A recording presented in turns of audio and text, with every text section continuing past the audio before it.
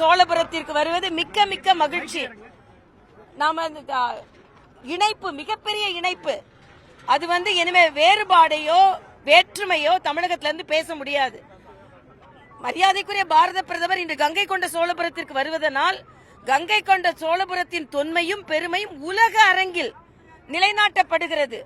ஆனா இதை மறைப்பதற்காக இன்னைக்கு கீழடி அதை போன்ற பிரச்சனைகளை கொண்டு வருகிறார். இன்னைக்கு கீழடிக்கு பெருமை சேர்த்ததும் பாரத பிரதமர் தான்.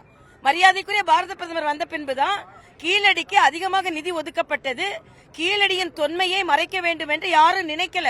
எல்லோரும் மரியாதைக்குரிய பாரத பிரதமர் இங்கே வருவதை மறைப்பதற்காகத்தான் அவர்கள் பொய் பிரச்சாரம் செய்கிறார்களே தவிர நிச்சயமாக பாரத பிரதமர் இந்த வருகை இன்னைக்கு கூட சோழகங்கத்துக்கு அண்ணன் ஸ்டாலின் 12 கோடி ஒதுக்கி இருக்கிறார். எப்போ மரியாதைக்குரிய பாரத பிரதமர் இங்க வருகிறான்னு தெரிஞ்ச பிறகுதான் இதை பற்றிய நோக்கமே அவர்களுக்கு வந்திருக்கிறது.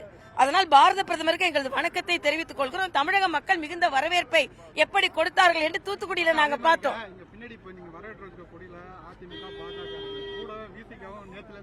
அதாவது யாராக இருந்தாலும் இல்ல, அது ஒரு ஆரோக்கியமான சூழ்நிலை தானே. கொள்கை மாற்று கலந்து இதேதான் திமுக கொடியும் இங்க பறந்திருக்கணும், காங்கிரஸ் கொடியும் பறந்திருக்கணும். ஏன்னா இந்த மண்ணிற்கு பெருமை சேர்க்க பாரத பிரதமர் வருகிறார். அப்படி ஒரு கொள்கை கடந்து வரவேற்பதை நான் வரவேற்கிறேன். தமிழகத்தில் அரசியல் மாற்றத்தை எதுவும் ஏற்படுத்தணும் நினைக்கிறீங்களா? இல்ல, மரியாதைக்குரிய பாரத பிரதமர் வருவது ஏற்றத்திற்காக. அதனால்தான் நல்லது. 2026 நிச்சயமா அரசியல் மாற்றம் வரும். நன்றி.